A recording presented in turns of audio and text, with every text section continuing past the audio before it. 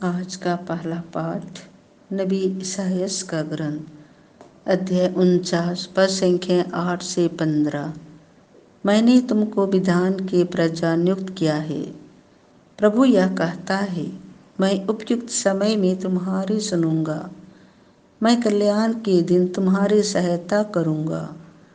मैंने तुमको बनाया है और अपने विधान की प्रजा नियुक्त किया है। मैं भूमि का उद्धार करूंगा और तुम्हें उजाड़ प्रदेशों में बसाऊंगा। मैं बंदियों से यह कहूँगा, मुक्त हो जाओ, और अंधकार में रहने वालों से सामने जाओ। वे मार्गों के किनारे चरेंगे और उन्हें उजाड़ स्थानों में चारा मिलेगा। उन्हें फिर कभी ना तो भूख लगेगी और न प्यास। उन्हें ना तो लू से कष्ट होगा और न धूप से, क्योंकि जो उन्हें प्यार करता है वह उनका पथ प्रदर्शन करेगा और उन्हें उमड़ते हुए जल स्रोतों तक ले चलेगा। मैं पर्वतों में रास्ता निकालूंगा और मार्गों को समतल बना दूंगा। देखो, कुछ लोग दूर से आ रहे हैं, कुछ उत्तर से, कुछ पश्चिम से और कुछ सिनीम के देश से। आकाश जयकार करे, पृथ्वी उल्लासित हो और पर्वत आनंद के गीत गाए, क्योंकि प्रभु अपनी प्रजा को सांत्वना देता है और अपने दीनहीन लोगों पर दया करता है। सियोन यह कह रहा था, प्रभु ने मुझे छोड़ दिया है, प्रभु ने मुझे भुला दिया है। क्या स्त्री अपना दूध मुँह बच्चा भुला सकती है? क्या वह अपनी गोद के पुत्र पर तरस नहीं खाएगी? यदि वह भुला भी दी तो भी मैं तुम्हें कभी नहीं भुलाऊंगा। यह प्रभु की वाणी है। संत यूहन्ना के अनुसार पवित्र सुसमाचार अध्याय 5 पद संख्या 17 से 30। जिस तरह पिता मृतकों को उठाता और जिलाता है, उसी तरह पुत्र भी जिसे चाहता है उसे जीवन प्रदान करता है। यीशु ने यहूदियों से कहा, मेरा पिता अब तक काम कर रहा है और मैं भी काम कर रहा हूँ। अब यहूदियों का उन्हें मार डालने का निश्चय और भी दृढ़ हो गया, क्योंकि वह न केवल विश्राम दिवस का नियम तोड़ते थे, बल्कि ईश्वर को अपना निजी पिता कहकर ईश्वर के बराबर होने का दावा करते थे।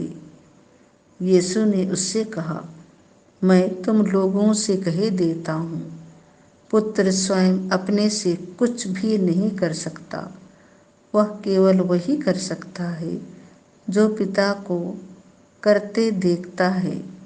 जो कुछ पिता करता है वही पुत्र भी करता है, क्योंकि पिता पुत्र को प्यार करता है और वह स्वयं जो कुछ करता है उसे पुत्र को दिखाता है।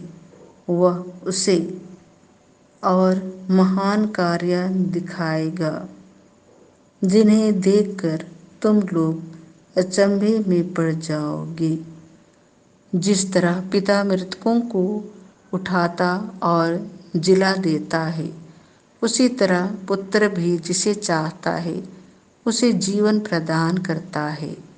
पिता तो किसी का न्याय नहीं करता, उसने न्याय करने का पूरा अधिकार पुत्र को दे दिया है, जिससे सब लोग जैसे पिता का आदर करते हैं वैसे ही पुत्र का भी आदर करें।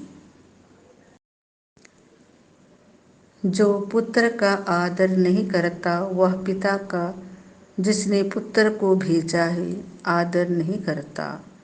मैं तुम लोगों से कह देता हूँ, जो मेरी शिक्षा सुनता है और जिसने मुझे भेजा है उसमें विश्वास करता है, उसे अनंत जीवन प्राप्त है। वह दोषी नहीं ठहराया जाएगा। वह तो मरण को पार कर जीवन में प्रवेश कर चुका है। मैं तुम लोगों से कह देता हूँ, वह समय आ रहा है, आ ही गया है, जब मृतक ईश्वर के पुत्र की वाणी सुनेंगे, और जो सुनेंगे उन्हें जीवन प्राप्त होगा।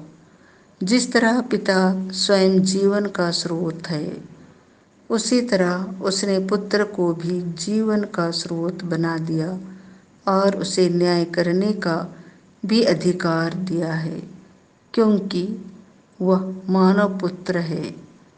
इस पर आश्चर्य ना करो, वह समय आ रहा है जब वे सब जो कब्रों में है उसकी वाणी सुनकर निकल आएंगे। सत्कर्मी जीवन के लिए पुनर्जीवित हो जाएंगे और कुकर्मी नरक दंड के लिए। मैं स्वयं अपने से कुछ भी नहीं कर सकता। मैं जो सुनता हूँ उसी के अनुसार निर्णय देता हूँ, और मेरा निर्णय न्याय संगत है, क्योंकि मैं अपनी इच्छा नहीं बल्कि जिसने मुझे भेजा है उसकी इच्छा पूरी करना चाहता हूँ। यह प्रभु का सुसमाचार है।